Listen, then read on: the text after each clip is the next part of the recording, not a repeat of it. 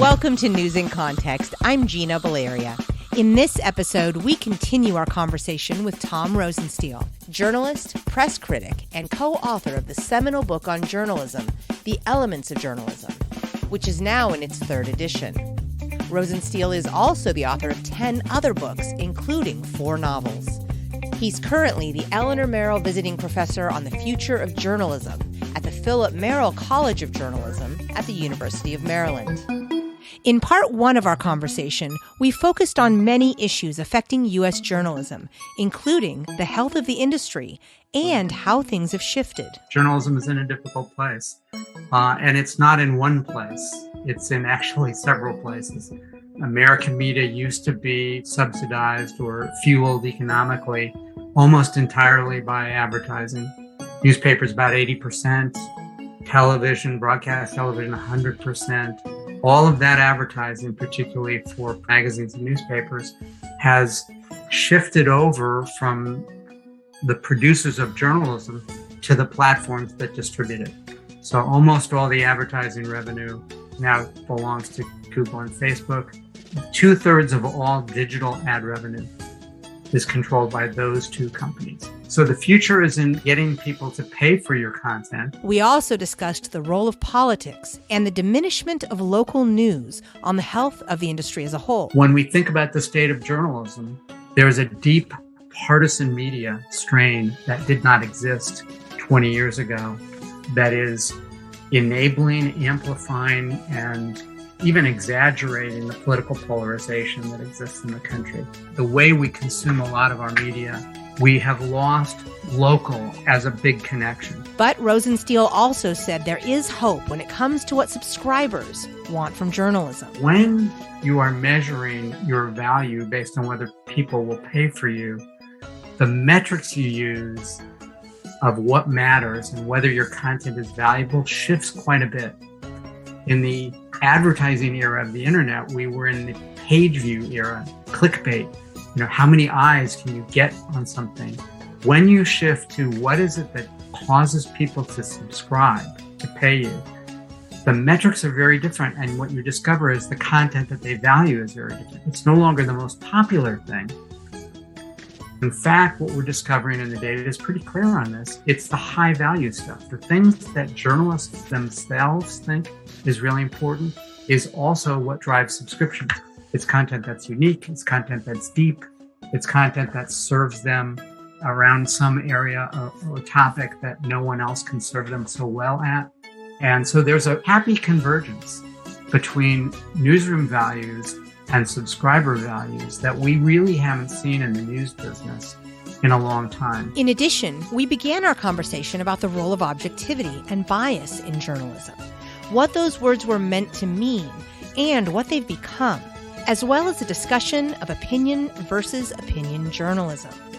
Rosenstiel reminds us that opinion journalists are indeed journalists who were trained in the art of doing journalism well. Well, the first thing that's important for people to understand is that not all publishing is news. Just because you publish something doesn't mean it's journalism. And in the same vein, not all opinion is opinion journalism. As we say in the Elements of Journalism, for something to be opinion journalism, it has to adhere to all the same standards as other journalism. You get the facts right, you verify, but it also goes deeper. It means that this opinion is your actual independent thinking and not that you're actually secretly a, paid propagandist for one side or another, that you're not really a partisan pretending to be a journalist. They do all the other things that all other journalists do. They're not reporting the news. They're sort of analyzing after the fact. We now continue our conversation on objectivity and bias, as well as how journalism can play a more effective role in better informing the public. Most of these people were journalists and had this sort of religion of verification pounded into them. They would be mortified if they, think of the difference between and this is an important distinction. Think of the difference between a political ad and an interesting political column. One of them is designed to persuade you to think a certain way. The other one the opinion journalism is designed to get you to think about something. They're not actually trying to persuade you to a particular political outcome or viewpoint. They want to be provocative, to provoke your own thought. And that's really the big distinction between journalism and advocacy.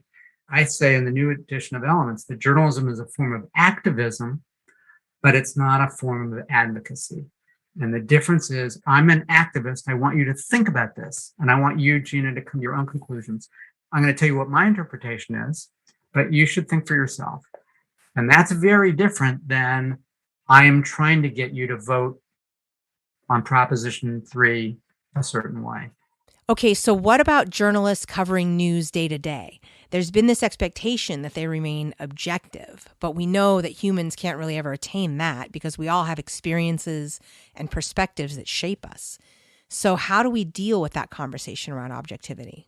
Objectivity is not neutrality. And that conflation or thinking that it is, or that the journalist has no point of view, is a complete misunderstanding of what objectivity was supposed to mean. In fact, it was at the beginning of the 20th century when we began to discover that the subconscious, the unconscious, and unconscious bias, that intellectuals said, we need to bring objectivity to journalism. And what they meant was we need to bring objective methods into journalism, that I can see how you do it. Jay Rosen, famous journalism professor at NYU, often complains about what he calls the view from nowhere, which is this idea that the journalist pretends to be a cipher and have no consciousness. I am a camera. Well, that term, the view from nowhere, Jay borrowed from a book of philosophy by another NYU professor named Tom Nagel. And Nagel, in Nagel's book, The View from Nowhere, is a defense of objectivity. And by what Nagel means by the view from nowhere is you start with your own point of view, what he calls your initial point of view. This is what I think. This is where I'm starting. And then you go from there to explore how other people view something. Now, he's a philosopher, not a journalist. How other people view things, so that at the end of your inquiry, you understand the world from many points of view, not just where you started. So the view from nowhere it was never meant, by Nagel at least, to mean that you are viewless. It means actually that you have expanded your view, widened the lens to understand your view and other people's points of view. Well, that's exactly what good journalists should do. They start with a hypothesis. This is what I think. This is what I think the story is going to be, but they don't end where they started. I love that. And because it's the idea of recognizing your unconscious bias from philosophy, all these different ways of thinking or disciplines are talking. We got to recognize where we're coming from so that we can then go out and knock those down if we need to, or figure out what's what. In fact, if you don't start there, then your unconscious biases are going to distort your reporting. Right. It's the biases you don't think you have that really will bite you. Absolutely. Yes, absolutely. On that note, I just wanted to say, as you were talking earlier, another example of activist journalism is so many Pulitzer Prize winners could be defined as activist journalism because it was journalism that was for the public good, for the public interest. The view from the public side or the people trying to make change or enlighten us about something. Right. Journalism stands for a lot of things. It stands for democracy. It stands for, equal rights under the law, equal justice. It doesn't mean that you're on one party side or another party side, but there are these sort of fundamental things. Giving voice to the less powerful in society. These are all things that journalists, the powerful in society should be watched. A good way to solve social problems is to put a spotlight on them. These are all values and points of view that journalists share. And you could actually be a conservative or a liberal and believe in these things. So it's, the journalist we believe in facts. Right. We believe in empiricism. Right. We believe in verification. We believe in data. And these things are not necessarily uncontroversial anymore. Yeah, absolutely. So why do you think we cling, like societally, why do we cling to this notion of objectivity? And, and part of me we define things differently. And so, what you're saying is objectivity or neutrality or, activism. Everyone brings all their baggage to those words. Yeah. But we cling to objectivity here. And there's so much backlash about, no, oh my God, why are you talking about objectivity? That's still happening in the public sphere. Why do you think that is? Yeah, it's a great question. I think there's several reasons. Yeah. One is that there's been a kind of anti-intellectualism in journalism. We're just a craft. We're not, I don't bring any point of view to the news. I'm just reporting the news. Like it's a thing that doesn't involve any human consciousness, deciding which stories to put in the newspaper, on the newscast, or on the radio program. I'm not deciding what the news is. It just happened, and I covered it. Well, that's just mindless and obviously not true. I think a second reason is that the term objectivity, which was an academic term and came from German social science, has other meanings. And objectivity, the antonym of objectivity is subjectivity. So if I'm not subjective, I am objective. Okay, well now we've kind of lost track of what objectivity as method is supposed to be. Now we're talking about the person and not the method. So it's easy to get off track. I think another reason is that we've had newsrooms for years that were dominated by older white male editors and bosses who had this attitude that I'm not imposing my point of view here. Everybody in this room agrees with, we all know what news is. There's no conscious choices being made. Well, that's the definition of a default culture where people don't even realize that there's a groupthink going on. And that groupthink is older, white, male. It's insensitive to things that it doesn't understand, which has historically been people of color and what points of view of women and all kinds of underrepresented groups. So objectivity misdefined becomes default culture that is establishment. It's unconsciously liberal, unconsciously white, unconsciously male, et cetera, when in fact, real objectivity would start by recognizing those unconscious biases and making sure you try to overcome them, because that's what objectivity was supposed to mean, right? Okay, let's do an experiment and set up the experiment in a scientific way. When Walter Lippmann first started talking about objectivity in journalism, he said we need to bring a more scientific spirit to journalism. So we got lost along the way, and in practice, there's a lot of sloppy, lousy journalism. But when you get to these higher levels and you start to talk about, the investigative work, the work that's the long series and spotlight teams and things that are done with absolute care, because they know if they make a mistake, they're going to have their butts in court. Those guys leave behind that simplistic definition of objectivity and are really there in that scientific spirit. Yeah, it seems like the word objectivity has come to mean something very specific here, and now it's synonymous with journalism in the U.S. That's really difficult to overcome. I wish we had never used the word. I often talk about, well, let's think of a better term. In his column in the New York Times, Wes Lowery used the term moral clarity and suggested that journalists should replace the term objectivity with moral clarity. He might say I'm overstating his case a little bit. I have a problem with that. I worry that replaces one lousy term with another lousy term, because moral clarity, people will go, oh, I have moral clarity. I'm absolutely sure of my point of view. And that could be true of people who are dead wrong, could be true of people who are absolute white supremacists, racists, anti-Semites. They have moral clarity. A much better term in my mind would be something like moral curiosity or open-minded inquiry. And there's other terms, other people have talked about 360-degree reporting. We don't have the language yet, but all of those terms come closer to something that journalists across a spectrum of work would say, yeah, that I believe in open-minded inquiry. I believe that this is about curiosity. As I've written elsewhere, the more you know about something, the less clear it becomes, the more conflicting data you will have, the more you have to cope with uncertainty. if we haven't learned that from the pandemic, we haven't learned anything. So clarity and accuracy are not always easy bedmates. And I think, with all of that being said, one, language is hard because we often change terms in an effort to shake off something that's become negative about the term, and then that just gets applied to the new term. But I also agree in this case that objectivity, especially because it's got such a strong and not journalistic antonym and subjectivity, that something like open-minded inquiry is more a little bit more accurate, much more accurate.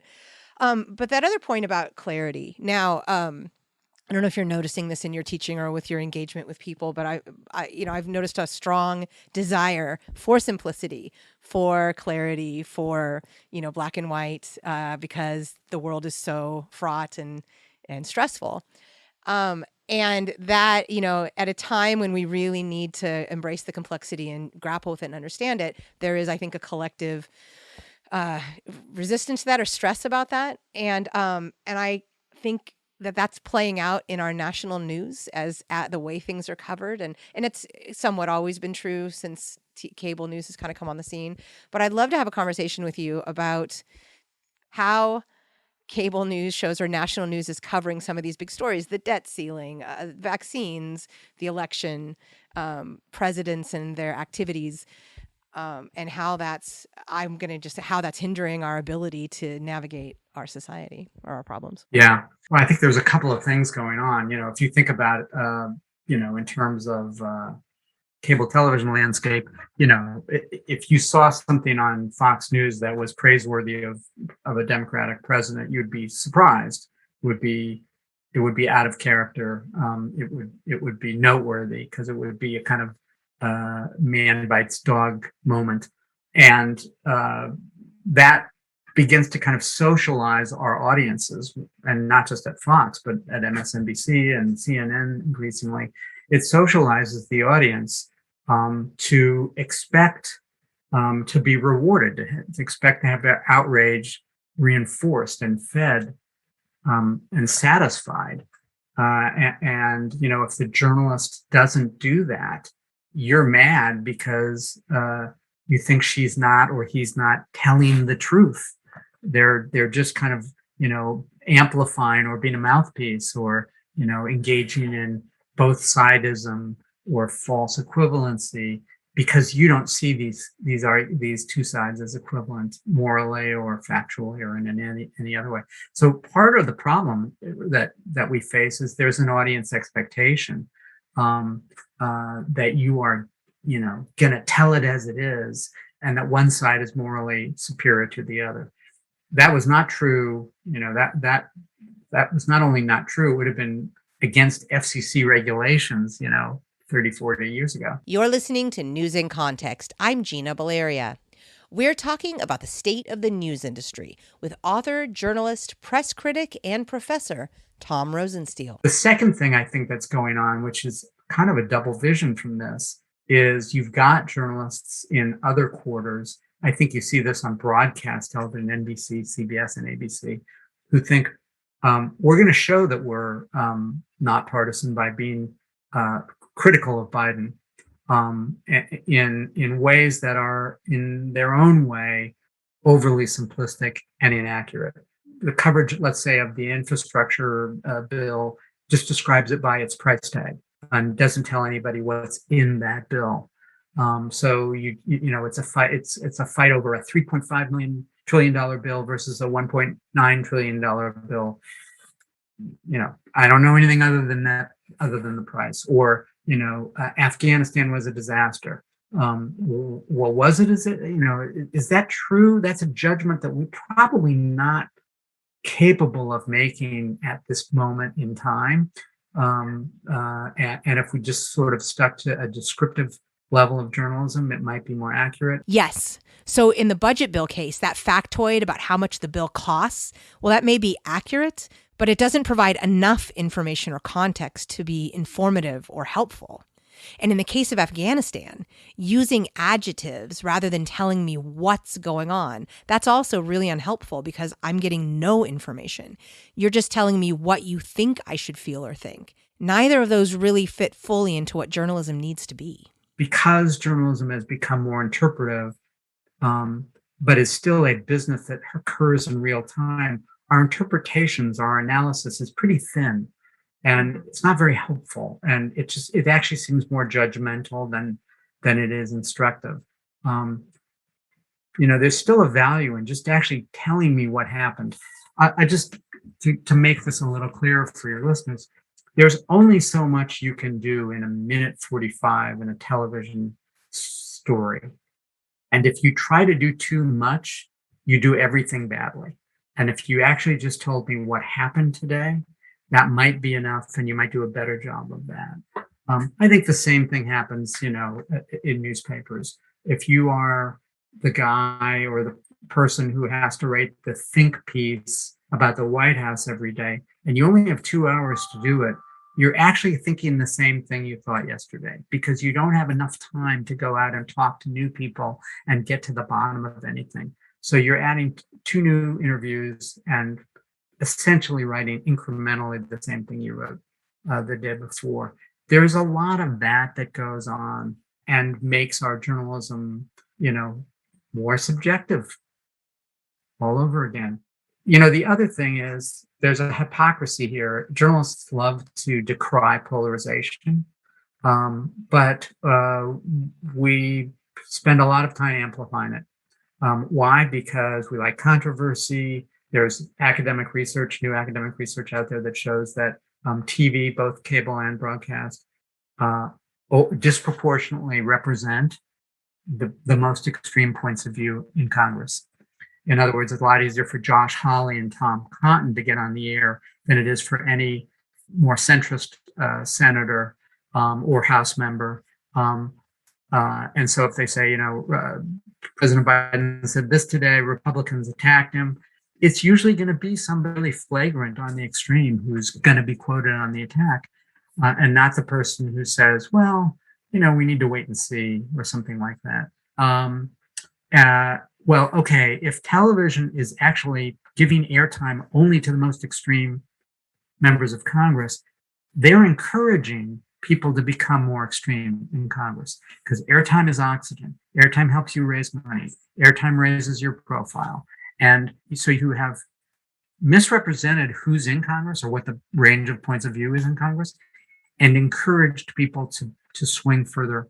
And at the same time, we say, isn't this terrible that politics has become so polarized? Well, we've got the lighter fluid to help it do it. Yeah, great point. And this goes back full circle to the point you made at the beginning about how when a news outlet is subscriber based, it is the outrage and the emotion that's being stoked to get people to come and view and watch and listen and read. Whereas potentially, although it happens in print as well, when you've got a subscriber base, you're giving us a little bit more analysis and a little bit more context, which I think is important as well. Though it's not like it doesn't exist there either. Yeah, I mean, we haven't mentioned it, but we should in this context, and that is, it's in the news with the whistleblower from Facebook, that the algorithms that are now predominate in social media and Instagram, Facebook, Twitter, and elsewhere reward this sort of dopamine outrage. They want to feed you things that they know you will engage with and like and share. And we know from academic research now that those are things that either make you euphoric or make you hysterically angry, mostly hysterically angry. That actually does better than joy. So, what we're seeing in the mainstream media, on cable is in its own way an amplification of what is seeded in social media. Yeah. So given the fact that we are in a situation where outrage is prioritized in the algorithms and in news coverage that relies on advertising revenue, you said recently at an event, and I'm so sorry, I was just about looking it up, but you're quoted as saying, thinking our opinion has more moral integrity than genuine inquiry, you fear if that's the case that all is lost. So I want to ask you, do you feel like all is lost? I mean, I'm an optimist and I'm concerned about us, yeah. But where do you stand on this? Yeah, I'm a worried optimist as well. Okay, that's good. I think that there are some bright spots here. One of them is actually subscription revenue, because we know that it's the stuff that it's not the stuff that feeds outrage that drives subscriptions. It's the stuff that people find, oh, I didn't know that, and I need to know that. The second thing I think that's a potential source of optimism is localism. Where we live is a place where we have a lot of things in common across other divides. Where we're most divided is over national politics.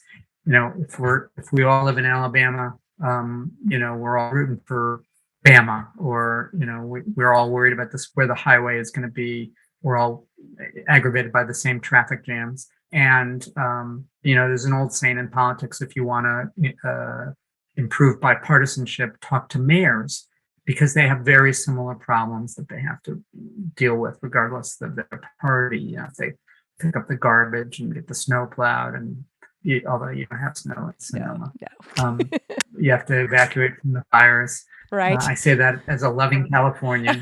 And there's some work now that suggests that when local publications get more local and stop covering national events, when editorial page writers and local columnists stop writing about national events, their engagement with that content goes up, because I think people want relief from the polarization. And of course, there's also, they have so many other sources for that information that they don't need to.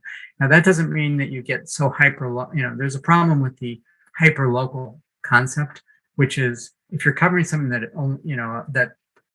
the town of Stinson Beach, there aren't enough residents in Stinson Beach, and if you spend a lot of time covering it, it still takes a lot of time, and you're not going to have a lot of engagement with it.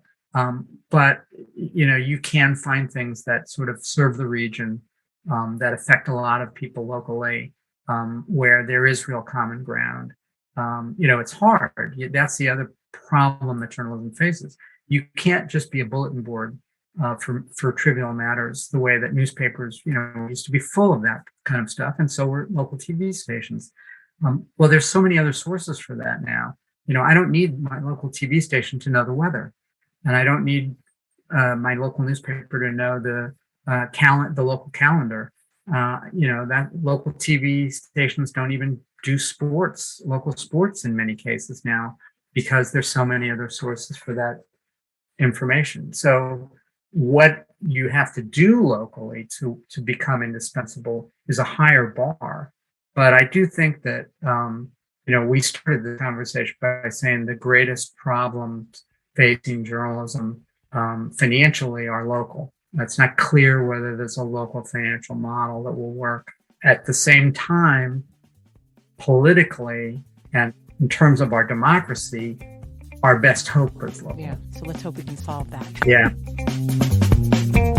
Thank you to my guest, Tom Rosenstiel, journalist, press critic, and author of the seminal book on journalism, The Elements of Journalism, which is now in its 3rd edition. Rosenstiel is also the author of 10 other books, including 4 novels. He's currently the Eleanor Merrill Visiting Professor on the Future of Journalism at the Phillip Merrill College of Journalism at the University of Maryland. This has been part 2 of our conversation. You can hear part 1 at newsincontext.net, PRX, or your favorite podcast channel. Music in this episode includes Spring Fling by Track Tribe and The Heist by Silent Partner. In addition to hearing News in Context every Friday at 8:30 a.m. and 6:30 p.m. on KSFP 102.5 in San Francisco, you can hear it on Spotify, Stitcher, Apple Podcasts, iHeartMedia, Google Play, Google Podcasts, Podbean, YouTube, and PRX. We're also on Facebook and Twitter at News in Context SF, and on Instagram at News in Context. And you can find links to all of that at newsincontext.net. I'm Gina Valeria. Thank you for listening.